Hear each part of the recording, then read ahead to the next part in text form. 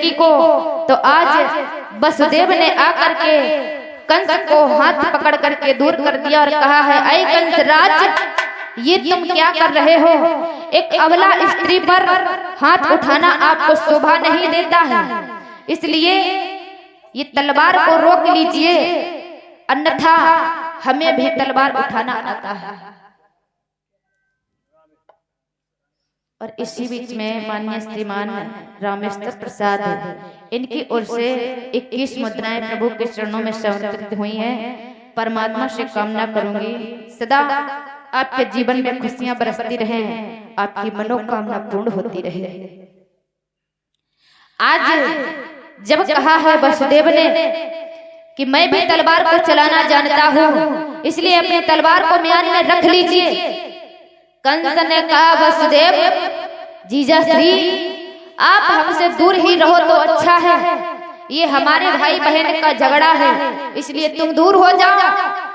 वसुदेव ने कहा, नहीं कंसराज, अभी तक तो ये आपकी बहन थी, लेकिन अब हमारी अर्धांगिनी है, इसलिए मैं इसको इस तरह से मारने नहीं दूंगा, इसकी रक्षा करना मेरा धर्म है, इसलिए छोड़ दो इसे। जब ये झगड़ा करने के उतर पड़े हैं दोनों, तो आज देवकी रो करके कहने लगी है अपने स्वामी से, स्वामी ठहर जाइए, मेरा भैया बहुत ही जबर है। और क्या बोले है सुनो नाथ, कि मेरे भैया जबर पिया हल्के हो तुम ठहर जाइयो, मेरे भैया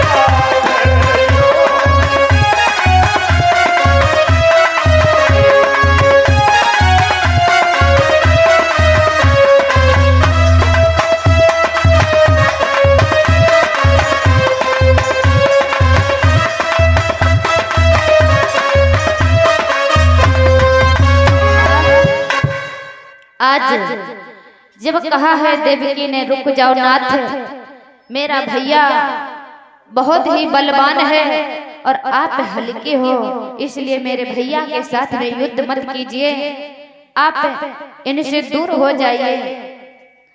इधर कहा है देवकी ने, स्वामी जहां लड़ने से काम ना चले तो वहां पर बुद्धि से काम लिया जाता है, इसलिए आज आप अपनी बुद्धि का प्रयोग कीजिए और इससे युद्ध करना बंद कीजिए। इधर कहा है वसुदेव ने, कंसराज ये बताओ, तुम देवकी को अभी अभी इतने प्यार और दुलार से विदा कर रहे थे, लेकिन अब क्या हुआ जो इसको मार रहे हो?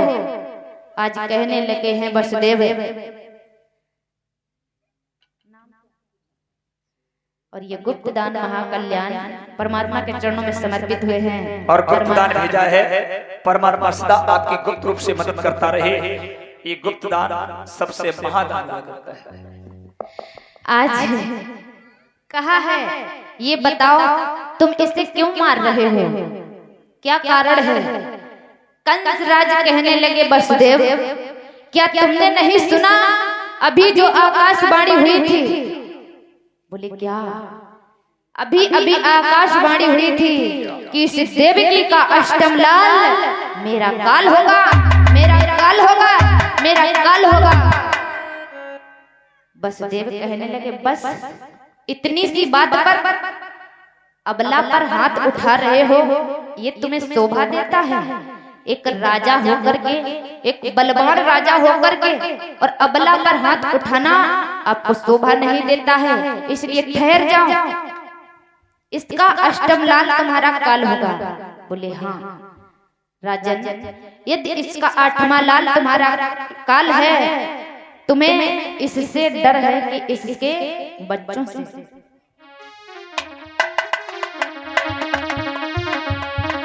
और क्या बोले हैं सुनो कंसराज।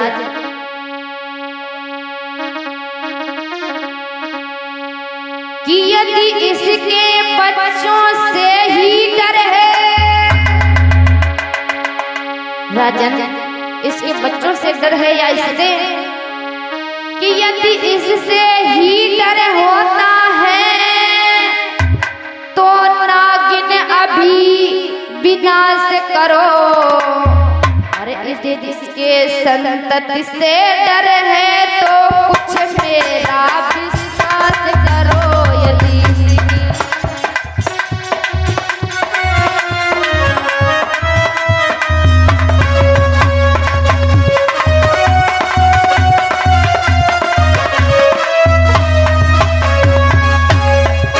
आज कहा है वसुदेव ने कंसराज यदि इससे डर है तो इसे अभी मार दो, और यदि इसके बच्चों से डर है तो सुनो।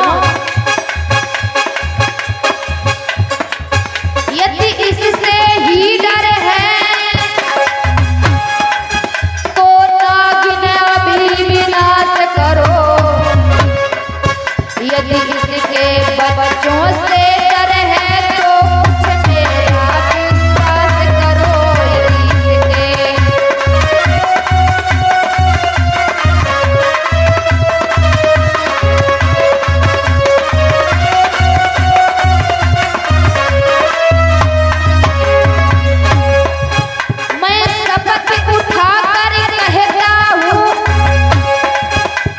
राजन अगर इसके बच्चों से डर है तो मैं सौगंध उठा करके कहता हूँ, मैं शपथ उठा कर कहता हूँ अब मोह विसर्जन कर दूंगा।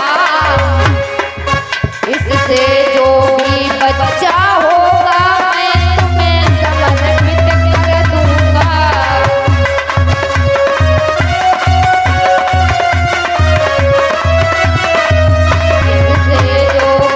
बच्चा होगा मैं तुम्हें समर्पित कर दूंगा।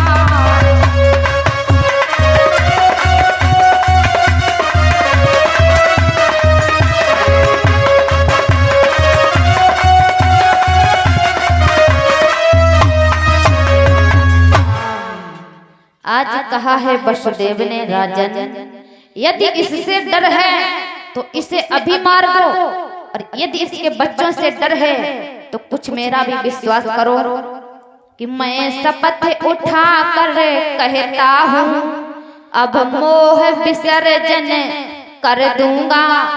जो भी इसके बच्चा होगा मैं तुम्हें समर्पित कर दूंगा। जो भी इसके बच्चा होगा मैं तुम्हें देता जाऊंगा। राजन मेरा विश्वास करो। कंसराज कहने लगे ठीक है, यदि ऐसी बात है तो ये बात मैं समझ सकता हूँ, मुझे इससे डर नहीं है, मुझे तो इसके बच्चों से ही डर है। तो ऐसा करो अब चुपचाप अपनी बहन को विदा करो। कंसराज कहने लगा नहीं, हम इसको इसके ससुराल नहीं जाने देंगे। बोले फिर? जब तक इसका 8वां गर्भ पैदा नहीं हो जाएगा तब तक ये मथुरा नगरी में कारागार में रहेगी।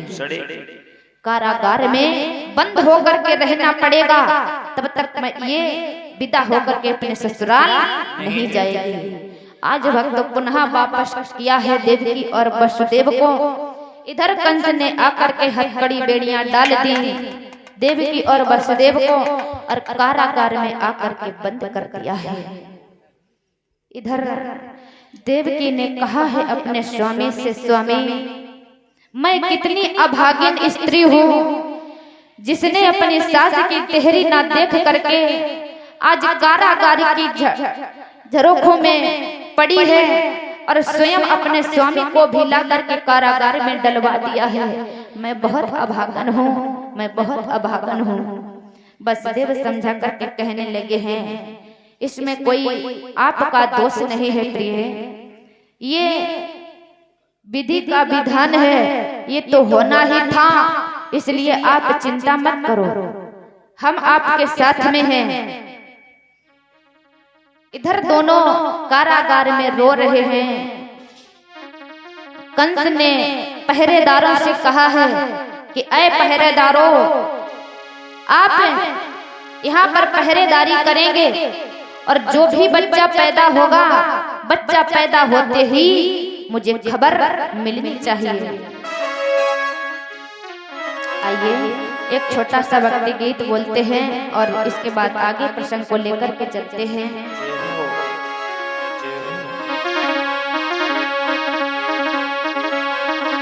और ताली बजा बजा करके बोलेंगे, सर्दी दूर हो जाए थोड़ी।